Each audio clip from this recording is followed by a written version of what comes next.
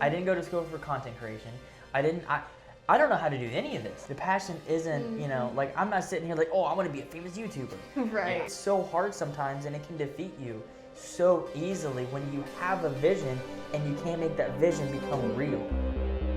Welcome to the first official episode of the GodSpeed Show. I'm your host, Morgan. I'm Ethan. I'm Will. And if you watch the first intro episode that we posted, you can see that we turned this room into a studio, which is pretty nice. Nothing too crazy. Now we should probably kind of explain what we're doing here. For the first episode, we wanted to start at the beginning. Who we are, why Godspeed exists, and why cars, Christ, and community means so much to us, and what we're trying to build from here. So my first question is going to go over to Ethan. My question is, and kind of give me a quick version of this, kind of who you are and why have you always been into cars? Yeah, so I've been into cars for my whole life, and I think that has to do with motorsports, like primarily. So my dad, growing up, was a professional engine builder for a lot of the local sprint car teams, even one of the top NHRA drag teams here locally. So as a kid, I was always exposed to racing, motorsports, things like that. I grew up racing dirt bikes, which was a huge part of my life and still is to this day. As well as getting into go-karts, things like that. So anything horsepower, speed, and just the idea of racing, I was just enthralled with my entire life. And so growing up, continued racing, things like that. Came time to get my license, and that's when it was like, oh, it opens up a whole new world, kind of like the freedom, and then, you can drive the cars, and all this stuff. So my uncle at the time had a 5th Gen Camaro, and that was a huge inspiration for me. I loved that car. He had some decent work done to it, things like that. So went on a bunch of rides in it, and I loved that car. So that was what inspired me to start working really, really hard, save up all my money, do all those things. So that way when I turned 18, I could get my first real nice car. And that's when I got my 2011 Chevy Camaro 2SS that we still have today. And then from there, that's what really exposed the community side of things. Because before, it's motorsports, it's racing, things like that. But then once I got the car, I was exposed to this whole automotive community here in Indy, and that was really cool. Going to the car shows, going to the cars and coffees, the old night meets on Fridays and Saturdays at RPM. Some of you guys might remember those. Rest in peace. What a great place that was at the time. But it just exposed this whole new world of community and just enjoyment for the same passion that we all share for, whether cars, motorsports, racing, horsepower, all these things. It's all the same idea, and that's what really kind of brought me to who I am today with starting GodSpeed and things like that. So I'd say it's a pretty good little background of where I came from. Right, awesome. So who am I? I'm Morgan, like I previously said. To give you a little background on kind of how we all know each other, me and Ethan have been together pretty much since middle school. We just got engaged about a month and a half ago, almost 2 months now. So be prepared for GodSpeed wedding coming soon. Will here, we've been friends since high school. So that's kind of how we all know each other. That's kind of what brought this vision alive, is the fact that we all know each other, and we kind of grew up together. So it's been really cool to see. My role in GodSpeed has always been a little bit finicky here and there. This vision was originated from Ethan. And of course, because it was Ethan's vision, I've always kind of followed him in those aspirations and have wanted to see him kind of succeed in those kind of things.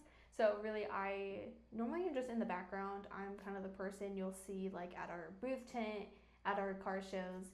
I get to talk to people when they come up. I'll help with kind of social media, kind of a lot of stuff in the background. I normally haven't put my face out as much as he has. You'll see him going around, walking around our car shows, being able to talk to people that are there. I normally get in contact with our vendors, food trucks, stuff like that. So I'm very much almost an admin kind of for GodSpeed, which is okay. I'm good with being there. I'm all okay. But this podcast is my idea, which was really cool. and to be able to kind of bring it alight a little bit has been amazing. I am kind of an avid podcast listener, so I kind of listen to more podcasts than I do music. To me, I just like listening to people talk. So I was listening to a podcast and I was like, why don't we do this? And I feel like it could open up a lot of conversations within our car community and conversations with other people included in the car community or the racing community, whatever it is. So I thought it would be cool to start something of our own to where we can have a voice in our community and be able to just connect with people and to show people that like starting a business is hard, but that doesn't mean you can't do it, or showing your faith off, or doing the car shows like we are. That's kind of what I want to do. I just want to be open to conversations with people and really focus on that like community side of our motto, which is Cars, Christ, and Community. So it's been really cool to kind of see it come alive a little bit. For me, I grew up across the street from IRP.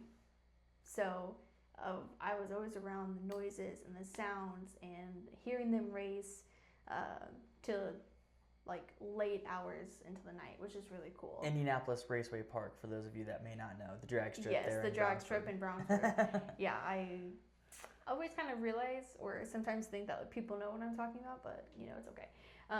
But mainly did a lot of sports growing up. My part of my family had a small race team, which is really cool. So we were constantly at the dirt tracks on the weekends. So we definitely grew up around that community. So that's kind of how I was in it. And I grew up with all brothers.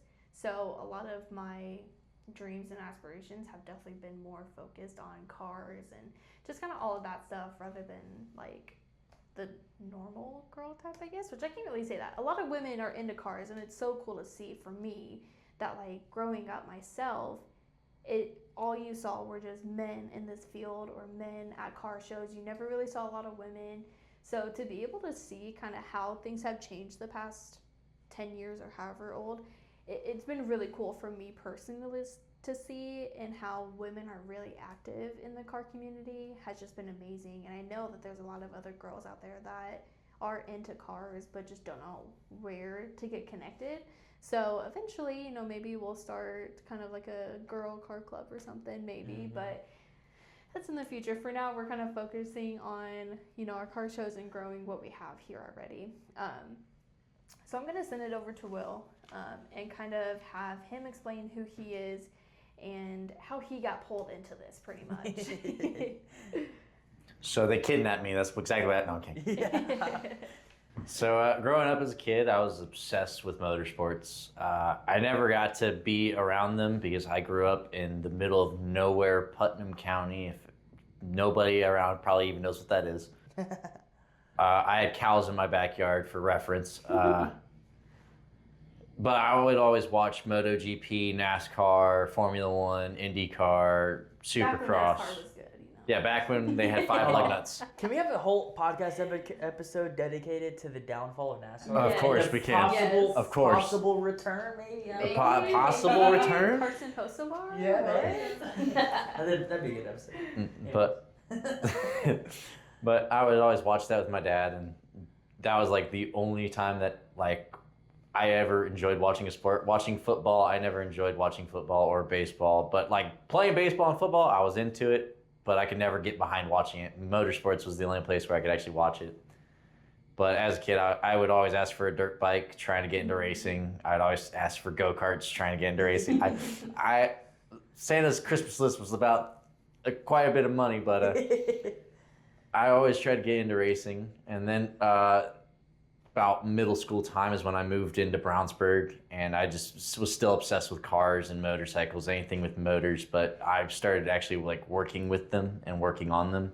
So I started to become obsessed with the mechanical side of things as well. Then once high school came, we had that auto mechanics class. And we were in the same class. Same class. That's kind of really... I feel like that's where because we met like in high school, like previously. We met freshman year. We had the same math class, and for like the first 6 months, you didn't say a word. Yeah. You were every day. Yeah, because of Yeah. Well, Because yeah. the teacher, because you thought you knew her. Yeah, I thought I knew the teacher, but I luckily did not. Yeah. But I feel like automotive class is when we actually got to like really connect. Yeah, And, I like- was about to say that. That's when we actually like started talking about cars and all that. Right. And then we started working at Valvoline together back in those days. Yeah. Then I was, I can't remember what I was driving at the time. I was about to say there was a Mini He Cooper. had many cars, okay? Mini He had Cooper. many cars. Mini Cooper went kabloom with the transmission. He ran into a guardrail. Guardrail, yeah. He Did not. crashed it in and totaled it into a guardrail next to his house, and he covers it up with this story about some blowing up the transmission, whatever. Truth is, it was raining and I had a car, so I dumped the clutch so I could do a burnout and I blew up the transmission. Nobody else knows that story other than them, but they refused to believe it because some other guy, it was Carter. Carter, if you're watching, Yeah. Carter noticed that somebody whacked the guardrail near my house and then had this whole story that I'm the one that whacked it. Then it blew up the transmission. When you looked at the VIN, apparently it came back as a 6-speed manual, not a 5-speed, which it was. And there was only one 5-speed in the entire U.S. because it's a German car. Those pesky Germans. It's okay, they make some cool stuff from time to time. Yeah. So I sold that car just to get out from underneath it, and then we bought the S10. And that's about what I was driving. Yeah, because that's when you... S10, Yeah. Then one day, I just hear this cammed out Camaro chopping up a storm upstairs. So I come up from bottom side because there's downstairs at Valvoline. And I get up there, and there's this guy smiling ear to ear. Yeah. That's about when we really started talking and actually hanging out outside of school and all that. So to kind of reel that back in, what have you done to help out / what are your plans? So to help out, I've been around since the beginning. I've helped out from piece to piece. We've been there to help you guys set some things up and help them close things down. And my plans is to continue to help you guys while working on my thing for Two Wheels for Christ and continue getting that. Explain that a little more. I want to hear about that. So for Two Wheels for Christ, it's kind of more motorcycle focused instead of just cars and motorcycles. Inspired by these two, because these two brought me back closer into that whole Christ-centered community after being gone from it for a long time. Way longer than it should have been. But the idea is that we're going to start making content with that, and I'm going to continue making content for that, and in hopes that we get more of a following, and then soon there may be a shirt being dropped. There you go. Okay, So it's kind of like a motorcycle, like more, what's the word? Like a more specific Godspeed. It's like Godspeed, but like motorcycles. Yep. Is basically what it sounds Basically. like, which is really cool. And I've seen you kind of get started with it and kind of get the framework going. I think it's been really cool to see. So I think, because we've had a lot of people ask us personally, like, hey, do you have like a motorcycle like chapter division? And I'm like, no. But now I'm like, well, actually, I got a guy. I know a guy. He's working on it right now. So. All right. So now that you kind of know who's sitting here, know us by name now, you've seen our faces, and kind of know who's behind Godspeed. Let's get into kind of where it started. So most of these questions are definitely going to be more focused towards Ethan, but I'll jump in here and there. So my question is, what did life look like before Godspeed existed? Oh, that's a good one. Let's see. So life before Godspeed. I was actually a sales guy at a Chevy dealership. Yeah, I was a sales professional at Bill Estes Chevrolet before they got bought out again. And that was kind of a very interesting experience. It kind of gave me more insight on like business type of stuff because I was a sales guy. Like I was directly involved in like creating business. So that gave me kind of an interesting overlook. And then before the car sales thing, me and you had done our trucking company. And I think that is where a lot of my understanding of business and like the ideas behind it, the strategies, just the whole logistics of how businesses work. I learned a lot of that framework from our trucking company. So we started a trucking company back in 23. very end of 23. Yeah, like December 23, January 2024, we started our own trucking company together, which is really neat. It was one of the coolest things I think I've ever done. Got to travel the whole country, got paid to do it, you know. We started with an old Ford. We called a 6-blow. A 6-blow, yeah, dually Ford. But we loved it. It was amazing. Yeah. It was so much fun. A manual, by the way. Yeah, 5-speed. Yeah, 5-speed manual. Crew cab, long bed. It was nice. Put a nice flat bed on it. We'll put some pictures on there for you. Yeah, so that's Bruce. That was our beloved Bruce. Started out with him, and then he kind of gave us some issues and a whole story. Maybe we'll do another episode about that. But you know, had some issues with that. Upgraded to a brand new Ram, 2024 Ram 3500, and then that really let us our precious Wayne. Yeah, that was Wayne. You can see him on the screen now. He was great. That opened up a lot of doors for us to be able to take a lot like heavier loads. We went a lot farther. Like we went through the mountains and all that stuff. We just had such a great time. But that I think really gave me the core identity and the confidence to be able to do something like this, where GodSpeed's very public and out there, and your face is on the screen, you know, and like everything like that. So I think that's what gave me the fundamentals and the understanding of you know how business works to be able to create GodSpeed. And I think that's really just what happened, you know, leading up to GodSpeed. And then kind of like what I touched on before, like I was involved in motorsports, you know, growing up racing dirt bikes was one of my biggest, you know, core things about me was racing dirt bikes. It was like my whole identity. So yeah, life looked like before GodSpeed was racing dirt bikes up until about high school. Stopped in high school to do business, started my detailing company kind of on the side, then the trucking company. And then now I'm back into racing, and here's GodSpeed. So that's kind of really what was before GodSpeed. Right. So talking about businesses and kind of how it seems like you've had a few different ones. Now leading into GodSpeed, what do you feel like are some of the mistakes that has happened, or maybe some of the things that just did not work out right? With GodSpeed? Yeah. I think one of the things that didn't work out was not trusting the process. I think I get so ambitious so quickly, and I want the big things and the big moments to happen, and when they don't, then I feel like I failed. And so then I treat the business as a failure, and then I recede into my shell, so to speak. And I think, you want me to mention like a specific moment? Yeah, go right ahead. The first Cars for Christ event, we were so excited for that, put so much effort, so much time, and all of our own money. I drove us into the ground financially just to put on the first Cars for Christ. And I put all my chips in. I said, I'm all in. And it got rained out. We had to reschedule it to the next day or the next month. Yeah. And I think because of that and the confusion and everything, it did not end up as great as I wanted it to. Now, don't get me wrong, it was still great. We had a good turnout, you know, things like that. It went okay, you know, it went well.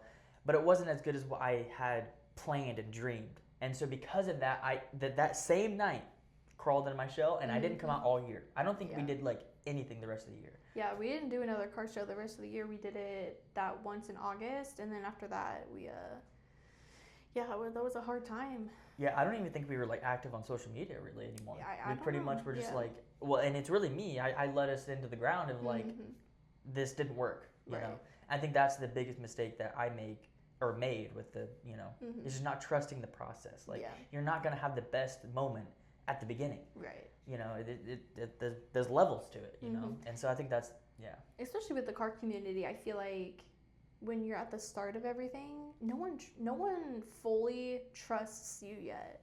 And I think that was the other thing, is that, you know, this past year there's been so many car clubs trying to get their start and trying to kind of start their own clubs, which is cool. And I think it's great that people want to keep starting. And I think one nice thing about GodSpeed is that because we're just a little bit different and we have a really good mission, that it makes that sort of connection to people and makes it just a little bit better, to where people are like, oh yeah, I want to keep going back to that because I know they have a good mission. I know they have good hearts, and like they put their time and effort into their car shows or whatever else it is. And I think that's the cool thing about the things we've kind of tried to do this year. sure, have we done not so many car shows as we hoped this year? No. But again, we're trying to build a foundation. And I think that's where it just starts is we're building that foundation for Godspeed so that, next year we can come out swinging and, make sure that the rest of this year, the rest of the car shows this year are good. Plus, try to make sure next year is just as good. Yeah. So I'm gonna ask you a question real quick, Will, because I kind of want to see kind of your perspective on kind of what you're trying to build. So Two Wheels for Christ, obviously you don't see a lot of motorcycle car groups out there, which is really cool that you're trying to do something different.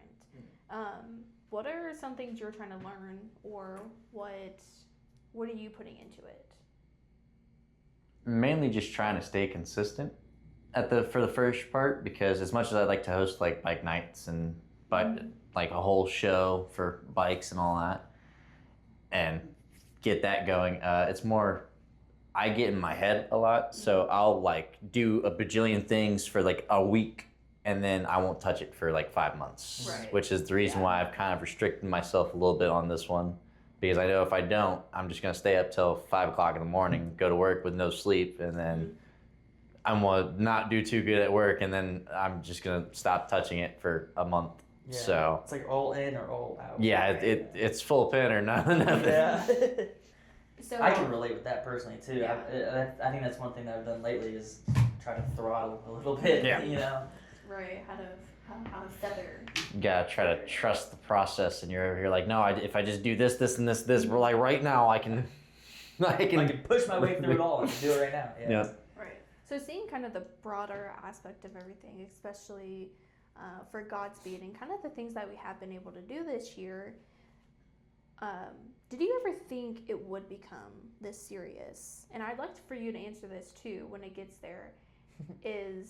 Do you feel like you can get serious? Do you feel like you can get to where you want to be? Do you want me to answer first? I'll let you go. So did I ever think I was going to be this serious? I mean, in the beginning, I like just having the ideas. It was, the ideas were serious, right? Like, oh, I want it to be this. But like throughout like the beginning of like growing it, I want to say yes, I knew it was going to be serious, but I also genuinely don't really think so, because like you can tell yourself, oh, these ideas are great. Oh, this is going to be amazing. Oh, this, but like to actually do it, that's such a different level of like what it takes. Right. And that was kind of I underestimated it, how hard it was. And that's when I started to realize, like, man, maybe this might not be as serious as what I was hoping for. Right. And I feel like that can be like the hardest part is almost being scared of being successful too. I feel like you want to be so successful that sometimes you kind of push yourself back, and then you're just like, okay, but I want to be successful, so how do I get there? And it's like you're almost scared of that success, because when you get that successful, how do you maintain it? Yeah, how do you manage that? Yeah. Right. Because that's a territory that you've never been to before. Yeah, exactly. It's like a whole new world. Exactly. So new. So leading into kind of Two Wheels for Christ, because that's the thing with Godspeed, we're all included in this, but we also want him to be just as successful as we are. So I'm not afraid to talk about his business as well as trying to grow our own as well, because the thing is we're all friends. Technically he's competition, but why not enjoy why not enjoy that someone else is trying to start something just as good, especially when it's the same mission. Yeah, I think that's what's nice. It's definitely the thing that makes it different, is that it's the same mission. So like instead of competing, because when you compete, like oh, there's a blow, brings you down, you hit me, that's a blow. Why don't, like we want to do, work together and build both of us up, because at the end of the day, it's for one mission. Exactly. It's for him. Yeah, exactly. So going into kind of Tools for Christ, and I have to try and remember the question I asked you. Do you feel like how serious do you want to be? Kind of say even by the end of the year, where do you feel like you're heading? So for the seriousness part of it, I want to take it very seriously, because I've started some online stores before and they've all failed. mainly because of that whole, I do a ton of things once and then I just don't touch it again. Mm-hmm. So so far this is the only one that I've actually like fully committed to. Like I've actually created the Instagram and I've actually posted on it and I've actually kind of shared stories on it and Tag it. There it is right there. Go follow.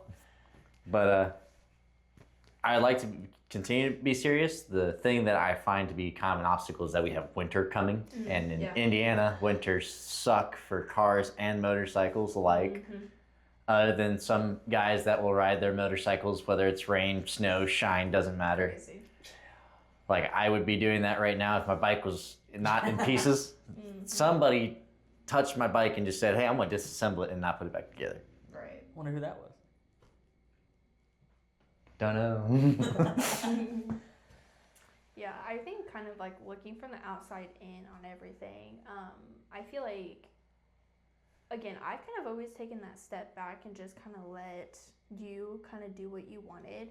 And again, I'm always so supportive of the dreams and like the aspirations that you have. So starting a business like this, I think has been so cool to see, and especially even with Will too. You know, with knowing both of them for so long, it's so cool to see them try to go after their dreams and to kind of keep moving forward and just keep putting that step forward. I know for me personally, like the amount of prayers that I've had for like even the both of them through this whole process is just infinite, because you see where they want to go and you want them to get there. And it's like, how do you help that? How do you keep them motivated when they seem like they're kind of faltering? And I think that's kind of the one thing that I will always kind of talk about is the power of prayer is so much bigger than people think, because, you know, there's so many people out there that you can pray for and they don't know. But then you see those miracles happening and you see those dreams happening. And you're just like, yeah, like, I prayed for that for you.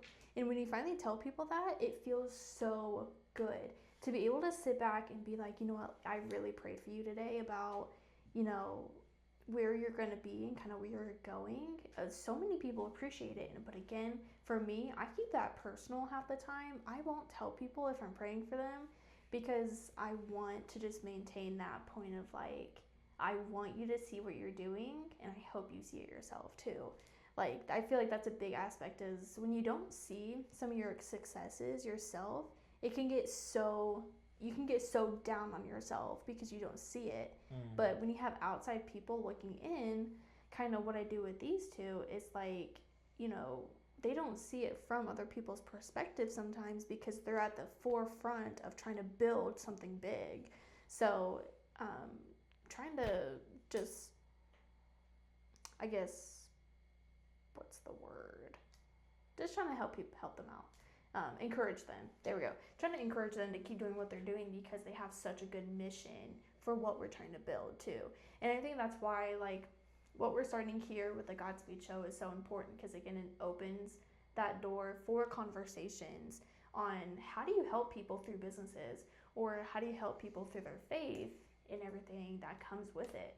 So I think it's such an important conversation to have.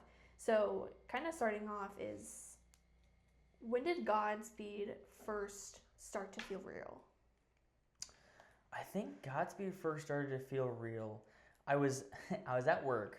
I was working on an apartment complex at like a new construction site, and I was putting in a dishwasher. And it was before our first Cars for Christ event. Like, it was before everything. It was just, we just started the Instagram, just made a couple posts.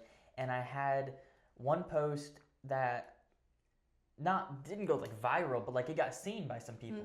And I had like 3 or 4 people comment saying like, oh my gosh, this is amazing. Like, this is a great idea. Like, we need this. This is great.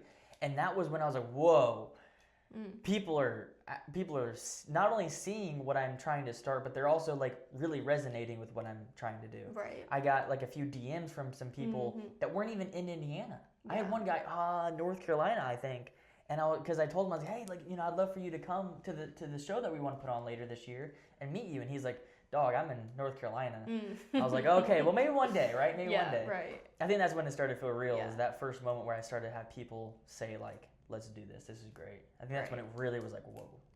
So why do you feel like faith has to be central to Godspeed, or why do you feel like faith is such a big foundation of Godspeed? That's a good question because, well, I mean, you said it earlier. There's so many people trying to start car clubs and big groups and everything, and like, you know, it's great. Like, I'm not saying don't do that. Like, if you're one of those groups, absolutely, like keep going for it. But at the moment, we really only have like Graham Rahal Performance, right, here in Indy.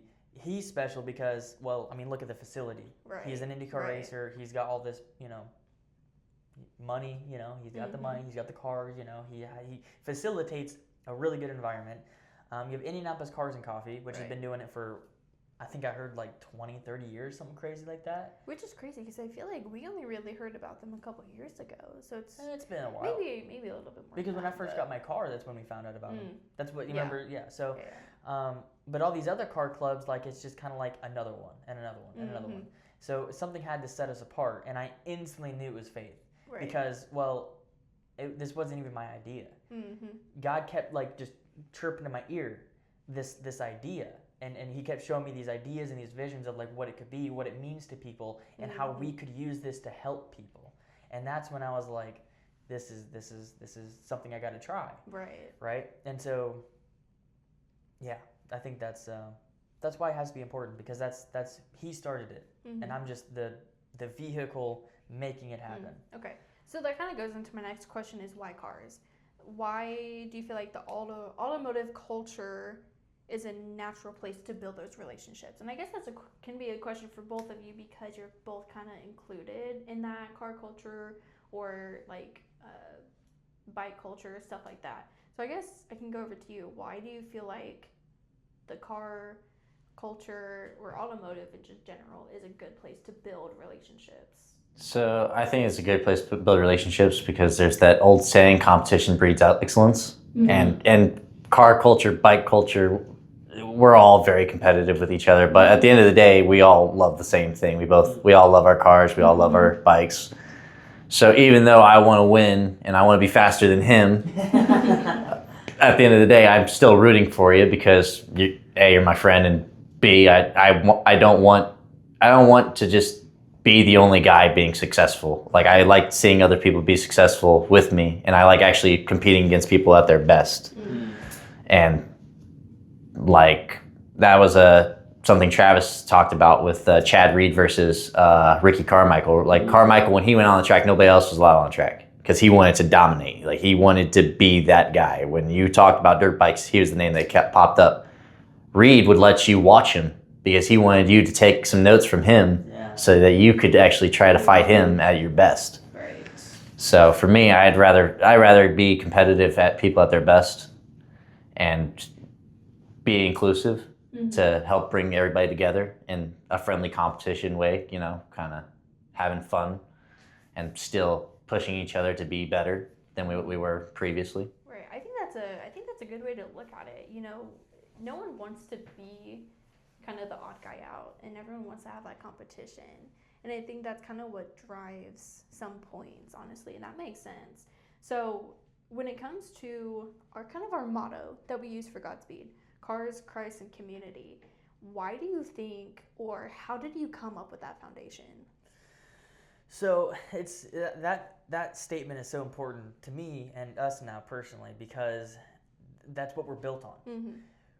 Any car show you go to, any bike show you go to, anything like that, you have the cars, you have the community, but what are they missing in our eyes? Christ-centered. I had someone ask me one day, shouldn't it be Christ first? Shouldn't you put Christ before cars?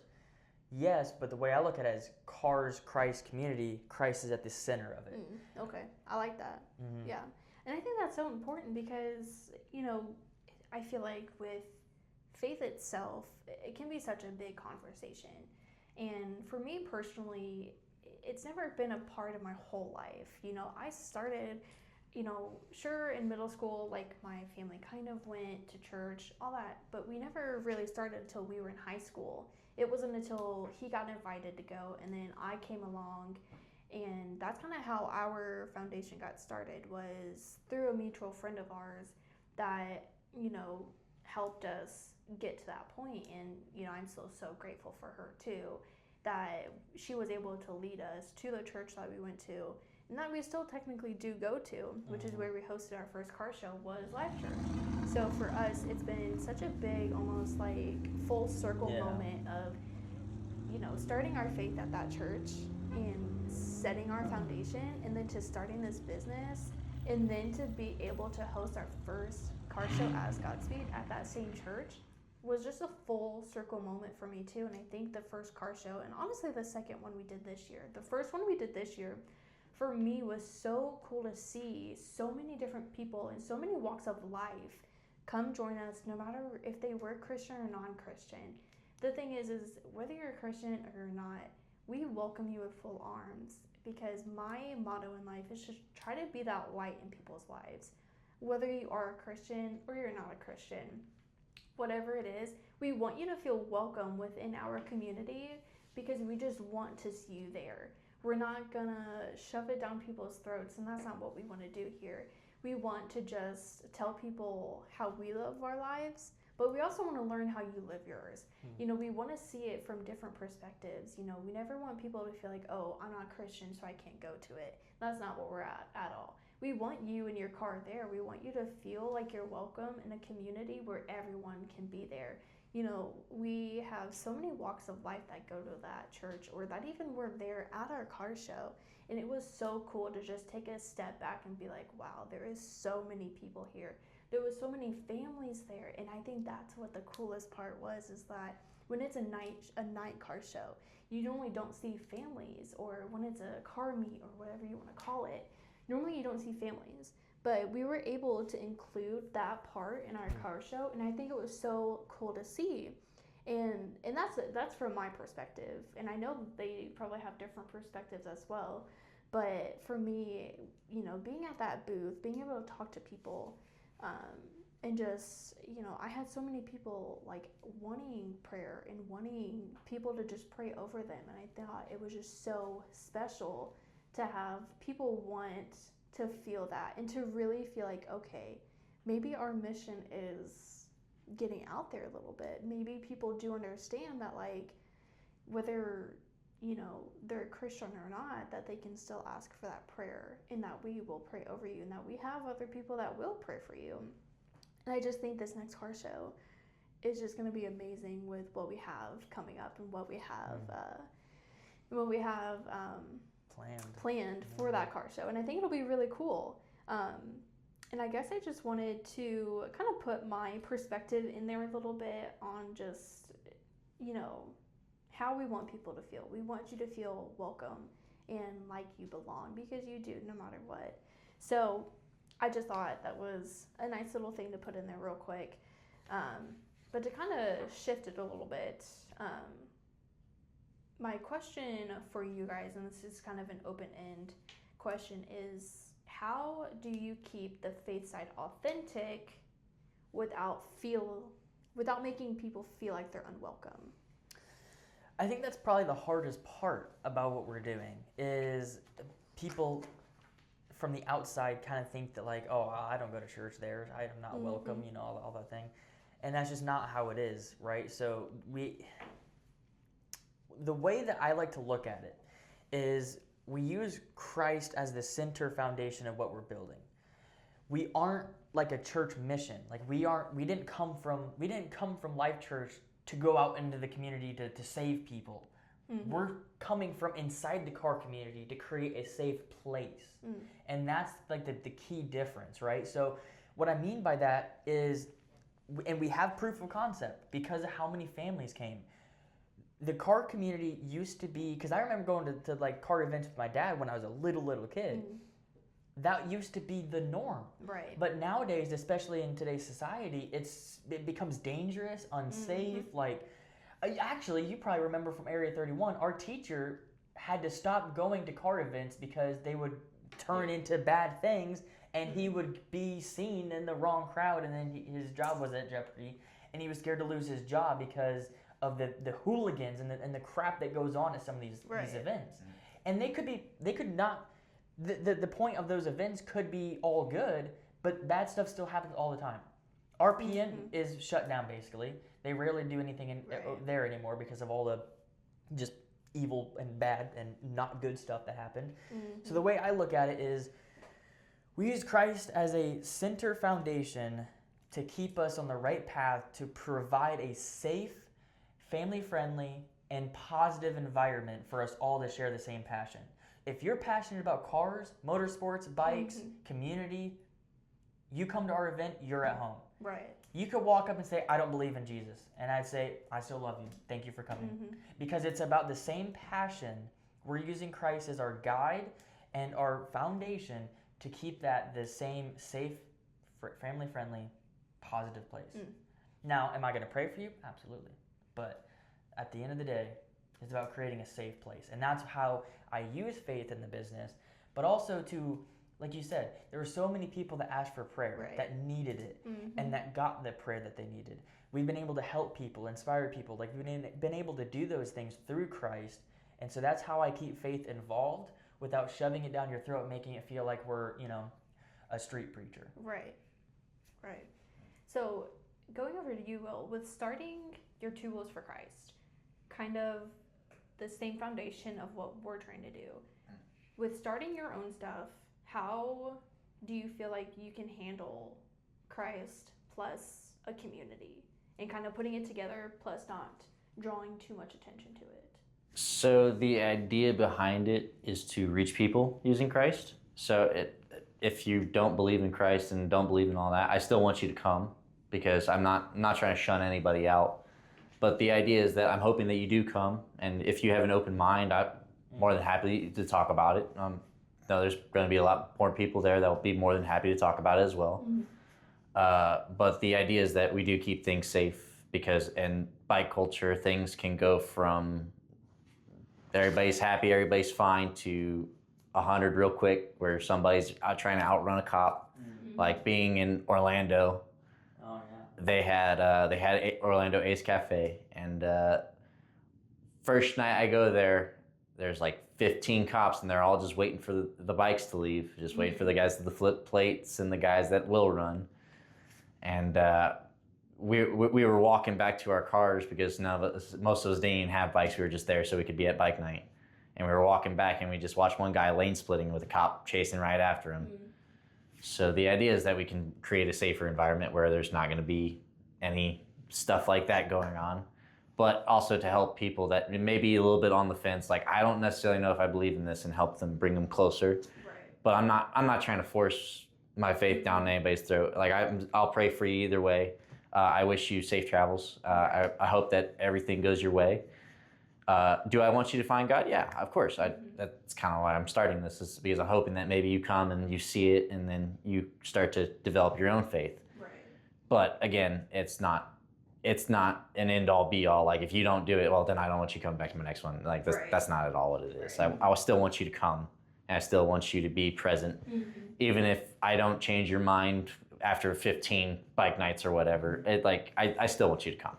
So taking a look back at our first Cars for Christ event this past July, I feel like it was a pretty good success, but I would love to hear what was most surprising to you from our Cars for Christ event this past July. I think the most surprising part, which is how much the community came through. My goal, I try to set my expectations not be too high, like I talked about earlier, where I would overshoot and then underdeliver myself and then be disappointed. So I set my expectations really low. I just wanted to be a little bit better than last year.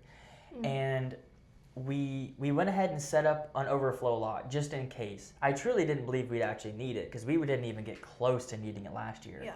But we went ahead and set it up just in case. And I was so surprised at how much we filled the place. Not just the cars, but the people. Most of the time, like when you have 300 cars, you've got about 300 people, 400 people maybe, because sometimes you got doubles, But we had 300 cars and over 1,000 people. So that means families grouped up and came together. Multiple friends rode in cars together. There were spectators. We couldn't even, we didn't get a count of spectator parking, but the spectator parking lot was getting full. It looked like it was pretty full when I looked at it. Yeah, I mean, I was so surprised how many people showed up. And the fact that we weren't really prepared for it, but we handled it so well. We only had a couple little things that were a little bit like less than ideal, but overall, I mean, it went so smooth. We filled the lot multiple times, you know, and 300 cars, that's our capacity. That doesn't account for people flowing in and flowing out. It could have been 300, 400, 500 cars. We don't have a real count, but it was, Right. Yeah, I thought that was pretty cool. I was kind of surprised, like I said, about how many families I saw. I think what helped too is that at Life Church, we were able to have like a bounce house, and we had some activities for kids, which was really cool. So I think that definitely helped us out. But I'm excited for the next one and kind of see how it goes. Now, since we've been able to kind of dive deep into that a little bit, I kind of want to turn the page a little bit and talk about the background and sorry, not the background, but more or less the behind the scenes of what goes into GodSpeed and kind of the parts that no one really talks about, the hard stuff, the hard parts of it, and kind of what keeps you motivated. So what I want to know is, what is one of the hardest parts that people don't see? The hardest part is that I don't think any of us obviously do, but I especially don't come from a background where any of this makes sense. Right? Like, I didn't go to school for graphic design. I didn't go to school for content creation. I don't know how to do any of this. I genuinely, there's so many moments where I'm like, I don't know what I'm doing. Every single moment, whether it's event planning, content creation, designing, graphic design, video editing, there's so many things that people don't understand that goes into this, and we don't know what we're doing. Right. Every step we take, we get a little bit better. And that's what it's about, and we have to stay focused on that idea, is that we can learn it. Just because we don't know it now doesn't mean we can't, right? And people just don't understand how much it goes into this. Right. It's not just like, hey, make a poster that says the event is on this day and just show up. There's so much that goes into it, especially because we are really trying to kind of stray away from AI, which that's a whole topic in and of itself, you know? So I don't know how to do any graphic design. Yeah. I have no skills, or I'm not even a creative person. Like in art class, I didn't do anything. I don't have an artsy mind, right? Like, I don't know how to do any of that. So everything I do, I'm trying to learn and teach myself. And that makes it so hard. Business related, there's so much that goes into it that people don't see, and I just don't know how to do any of it. And it gets so hard sometimes, and it can defeat you so easily when you have a vision and you can't make that vision become real. That's what's so hard people don't see. How do you feel like you've been able to deal with those challenges? You're a little newer to this, so starting off, something completely new, you're still trying to learn it, how to deal with it. How have you handled those challenges? So with those challenges, again, no background in graphics designing, designing anything. Only thing I would have anything with creativity would be building things for customers and giving them ideas. Like, I've had to custom route some lights and wires for some customers. But for when it comes down to like trying to build like an Instagram page, I know nothing. There's a reason why my posts look like a single mom's Facebook page. It did. I know they're not good. I'm still working on it. I knew they weren't going to be good, but I was more focused on just trying to get started, because I knew if I got started, then maybe that would build momentum and keep me from just sitting there staring at a blank screen, just tapping the keyboard like this repeatedly on G. And that's kind of the challenge I'm facing, is just unfamiliarity. So I'm trying to understand, and I'm watching videos and trying to figure out tips and tricks. And the issue with that is I get bored with the video after like 5 minutes. It's like, I don't want to do this. Right. Yeah. It's hard, because like with the passion is the cars. Yeah. The passion isn't, like, I'm not sitting here like, oh, I want to be a famous YouTuber. Right. I don't really want to do that. I want to go ride dirt bikes and drive cool cars and have fun with my friends, right? That's what it's about. So how do we stay motivated on doing things to promote the community while also doing the things we don't want to do, right? Because the whole, like, all the work that goes into this, I don't wake up Sunday morning and go, dude, I can't wait to stare at my computer for 4 hours just to get one post made. Right. That doesn't excite me, right? But it's what happens after that excites me. That makes sense. So obviously, with talking about all of this, you guys are probably wondering, do we have normal jobs? Yes, we do. we all work full time. So my question from here is talking about working full time plus trying to run / start a business / start a show. How do you deal with it, and what is the most stressful part to you guys of trying to balance business but your relationships and kind of your normal lives? It's not easy. To say the least. I think that's the hardest part for me. Well, not knowing how to do anything, but also not having the time to figure it out. That is probably the worst part, is that I just don't feel like I have the time that I need to learn the skills I need to do the things I want to do. And that balance is so difficult. It's like I'm still trying to figure it out. There's so many times where I'm like, oh, if I start waking up at this time, I could do this before work, and I could do this after work, and then, well, that doesn't work. So there's just I haven't found a solution yet. I really don't know. There's so many times That's where real. I do the business. I do work all week, and I do the business, but then I get burnt out so quick because I don't have any time, and then it just becomes a whole thing. So that I still don't have an answer for you. I don't know how to balance it. I really don't. That's a real answer, honestly, because how do you balance it? It's honestly, it's a learning curve, honestly. I feel like that's kind of the biggest learning curve that we have right now is trying to balance like our normal everyday lives versus the business part of it and how you balance that. And I feel like it is tough. Like, it is stressful. It's so stressful because it's like you want to focus on something that you're so passionate about because you know it can be so good. But then, unfortunately, you still have to make the money to back it up. Yeah. So you still have to keep a job in order to fund Cars for Christ, our show, stuff for that. Because the thing is, it's like Cars for Christ, there's a lot that goes into it. It's not just free money that we get from people. It's been our own hard-working money or hard-earned money going into our Cars for Christ, whether it's like the bounce houses or the music that we have, that's stuff that we do pay for. So, that's what's hard about it too. Yeah. And kind of like what you do, Will. Like you work on bikes during the day. Yeah, go ahead and tell them what you do. Yeah. What is the young Willie do? The young Willie do. Full time, I work with bikes. I'm a Honda certified technician. So I literally just fix and repair bikes, side by sides, quads all day. Generators now too, and outboard boat motors that are coming soon. Lawn care equipment as well. So gladly, none of that has come through the door yet. But the thing is I keep getting told that I have to be sent off to training for that. So.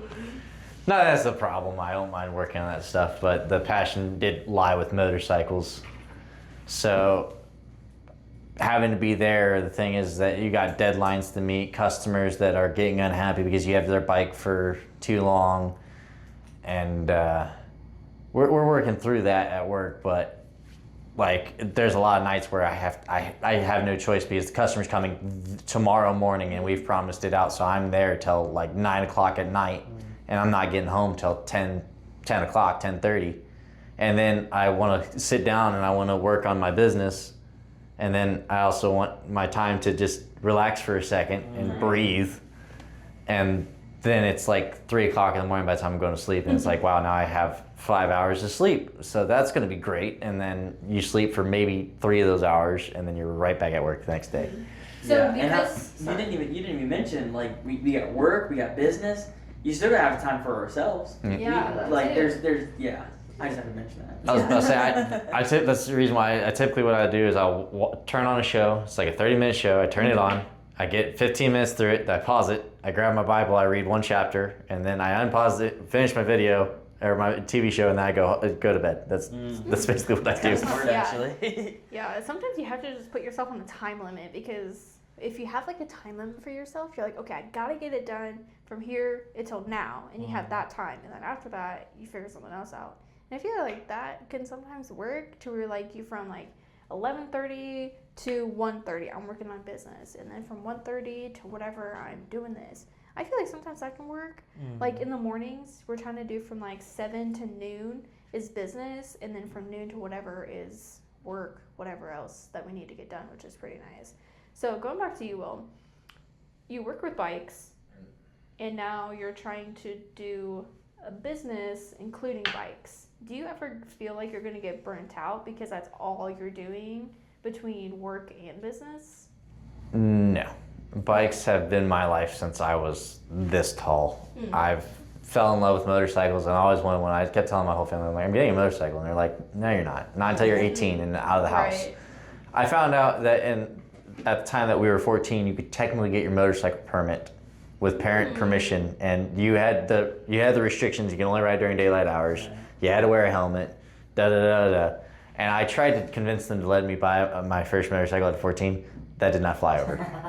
But then I tried to get a job at Harley Davidson through the Area 31 program. I remember that. And they paid for half my course, so I just paid for the other half. And my parents kind of look at me and go, that was your loophole, wasn't it? I was like, what loophole? And they're like, the loophole to get your motorcycle license at the age of 16. I was like, what? No. But no, I mean, my world revolves around bikes. Like I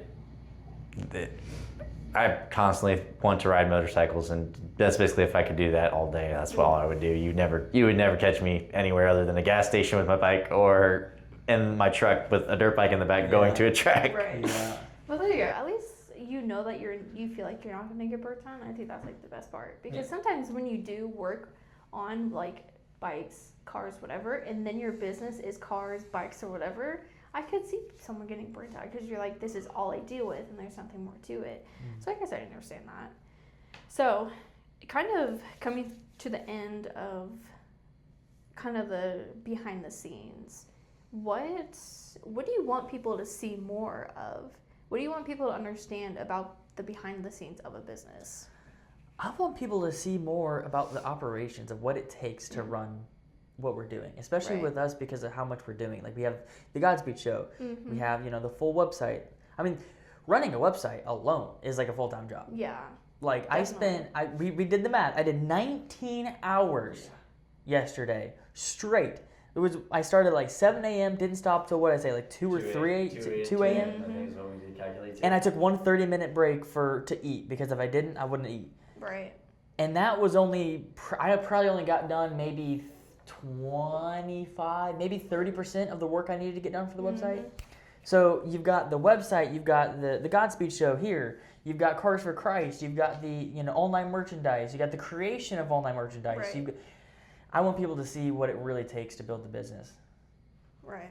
So to sum that all up, what is as Godspeed in a whole, what is the hardest part that nobody sees? I think I'm just gonna have to circle back to teaching ourselves. We don't have someone sitting here teaching us anything. I don't have anyone who is going like, oh, I know how to do graphic design. Right. Let me teach you, or let me help you with that. I don't have anyone that's like, oh, I have a podcast that's super successful. Let's teach you how. We have no one to teach us. We have to self-teach. And self-teaching in and of itself is its own skill. Right. I think that's the hardest, number one thing that people don't see and should see, is how we have to self-teach every little detail, every little aspect, everything we do. Yeah, and that kind of brings us to why we're sitting around this table in the first place. Now, leading off of that, and why we're sitting here, why did you want to start the GodSpeed Show now? Now, because you mentioned it was your idea, and you mentioned starting it next year, and I said, no, do it now. Why? I just every night God was like, why not now? What's stopping you? And I kept saying, well, we don't have time. Oh, well, we don't have like money for microphones. Oh, we don't. And then he kept saying, do you trust me or not? And the whole idea of trust him finally got through my thick skull, and I said, you know what? Let's try it. What's the worst that happens? It doesn't work?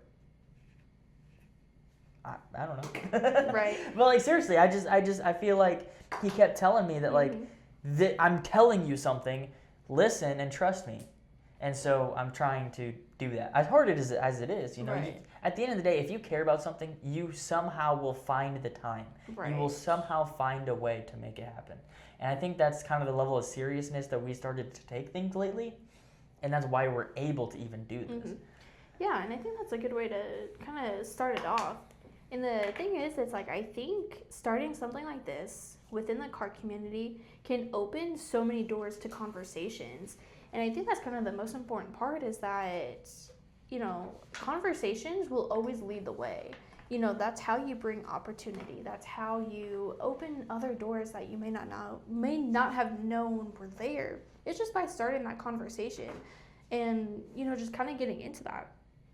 So I guess another question is, what do you hope that listeners take away? I'm going to bring it over to you from this show and the things that we want to talk about and to kind of bring into a community. What would you hope that they take away? I hope that they take away two things. One, that we are just two random people that have no background or connections in this silly game called life. Trying to our best to do what we can, and trying to build businesses and bring people closer to Christ. And I hope that they see the faith and develop a form of faith of their own. Yeah, I like that. I feel like that's a good answer to kind of start to kind of show where we want to be and what we want to do. So this show, and obviously we have GodSpeed. Why do you think this show is going to be more than just a promotion for GodSpeed? What do you think that this show could do? I think it can show people what it's really like, both in business, in the car culture, and in faith. Like, there's so many different avenues that people can see. Like, I want to have people on here to share their testimonies of how they came to Christ. Okay. Because there's some, I don't want the show to be a, like, success story. Like, oh, we're doing so good. I also want to see the bad. And I want to show people. I want everyone to see everything. I don't want to hide anything or sugarcoat. I want everyone to see what life is really about. Whether we're talking about cars that day, whether we're talking about faith that day, whether we're talking about business that day, or we're talking about the community as a whole. I want people to really understand and just be authentic and include the community. Right. We have an extra chair here. If you want to be a part of the show, we want to welcome you. We want to hear your story. If you have a business that is in the community, we want to hear how did you start? How did you manage your time? We want to share with the world what it really looks like. Because if you scroll on social media right now, all you're going to see is highlight reels. All you're going to see is people's best moments, people's happiest moments, and not what it's really like. Right. Yeah. And I think that's so important, is just like showing the background of everything and showing that, like, we're not perfect, and we know we're not. We make mistakes. We make mistakes within our businesses. And I think it is important to showcase that, because honestly, like he said, you scroll and you see everyone's success stories, but you don't see what it took to get there and kind of all the bad that happened within that success story. Because I promise you, it probably took them years to be successful because they had so many bad moments. But you don't learn from the bad. You don't get good unless you learn from the bad, honestly. So, Will, over to you. My question to you is, who is somebody you would personally love to sit across from the table? It could be someone famous. It could be someone local. That's a good question. It could be someone. It could be someone local within our community. But who would you love to sit across from you? That's a tough one. Yeah. And you can answer this too. If you have someone in mind, again, whether they're like famous, whether it's a local, whatever it is. Dude, that is a really, really good question. It can even be generic. You could even just do a broad, like, spectrum of something. I would almost want to say, like, obviously, like I've said many times, like, dirt bike racing is a huge part of me. I would want to talk to, like, one of, like, the top pros and be able to get their perspective, because they're successful in their own right. And they sacrificed in their own right to learn more about, like, the mentality and, like, what it takes to, like, I don't know. It's like the whole, like, iron sharpens iron type of thing, I would be curious on, like, their mindsets as an athlete, like a professional athlete. How and why were they willing to sacrifice what they did in order to get to where they got, type of thing. Right. Because I feel like that relates more to, like, life in general, not just business, not just sports, but just life in general. I think that'd be really interesting. Anyone specific?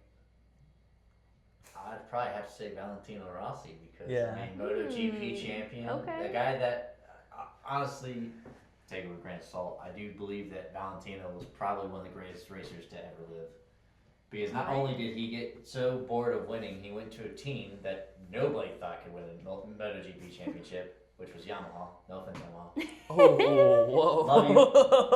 Own your bikes. Love you guys. Great.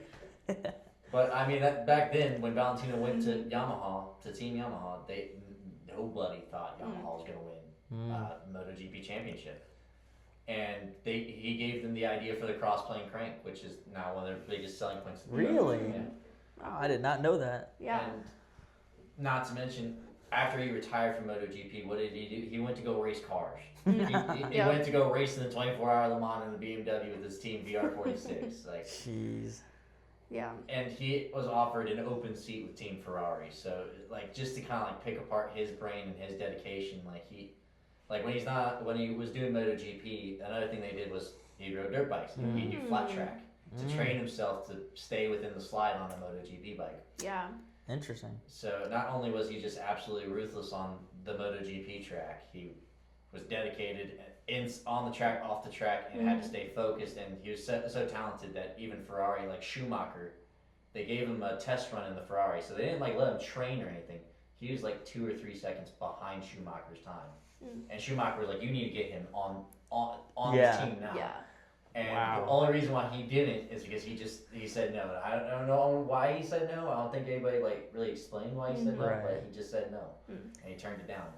That's really interesting. I did not know that That's at all. crazy. Yeah. It's a wild thing to think of is that Valentino Rossi, MotoGP champion, could have been one of the first to have a Formula One world champion and a MotoGP world champion Wow. in history. I still don't think that's been done.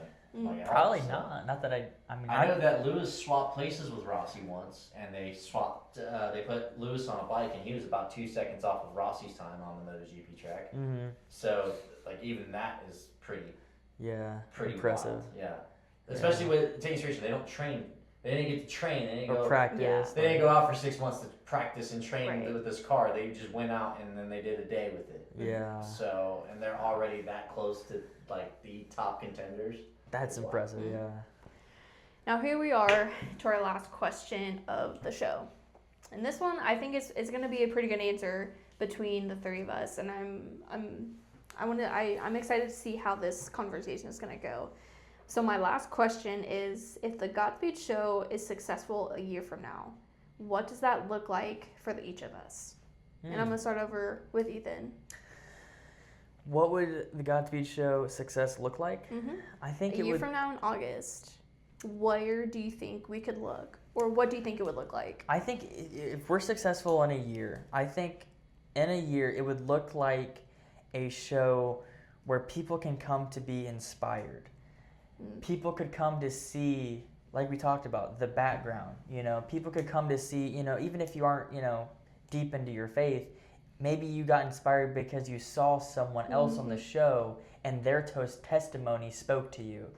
I think that is what success, that was what I would call success. If we can get to a point where we share enough stories, talk to enough people, and have enough real moments, not sugar-coated highlights, but real moments that we could inspire people to do more than what they think of themselves and to be more than they think of themselves.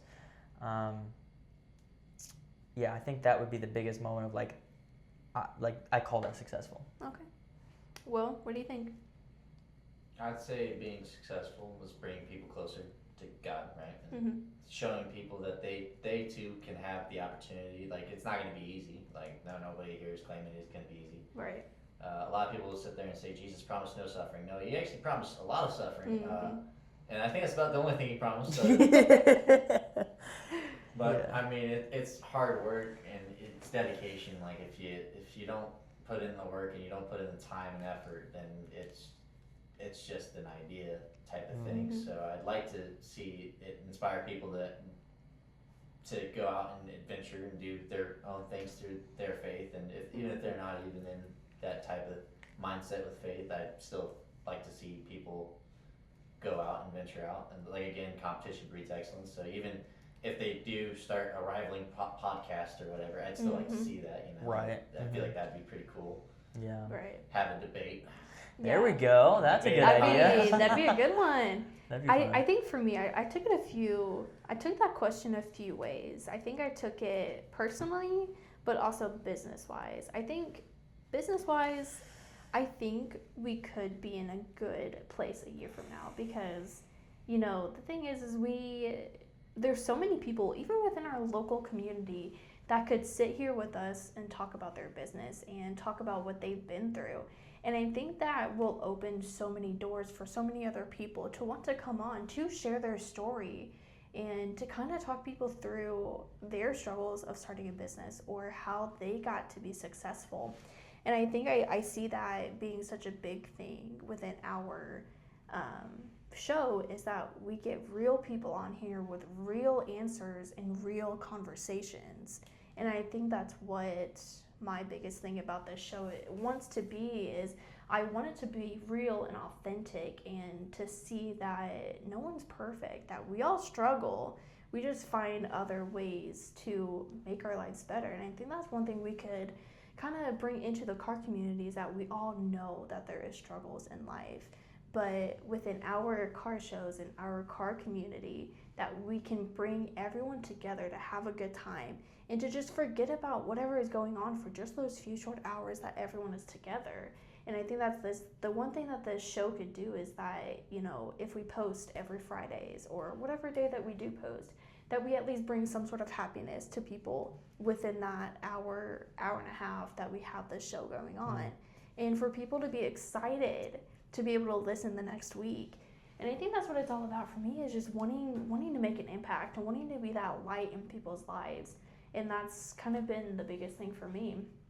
And then when I think about it personally, you know, I think about where the three of us are going to be at in our own lives is like, are we going to have jobs by then? Are we going to be doing this full time?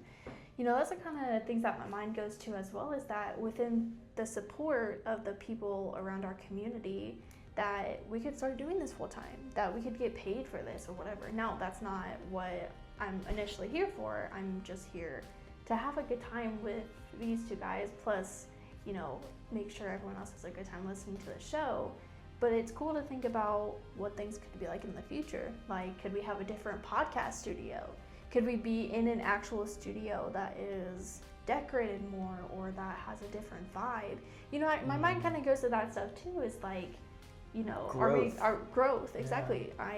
You know, because every step that we take with this show is a step towards making it bigger and getting our word out there a little bit and getting our mission out there. And I think that's the most important thing too. Yeah. Well, that feels like a good place to leave episode 1. From here, the goal is to fill this table with different people, different stories, different backgrounds, and just conversations that are actually worth having. If there's anyone that you think should be on this show, feel free to tag them, get them to respond to you, have them reach out to us. And if you're watching on YouTube or Spotify, follow or subscribe so you don't miss the next episode. Cars Christ Community, we'll see you next week.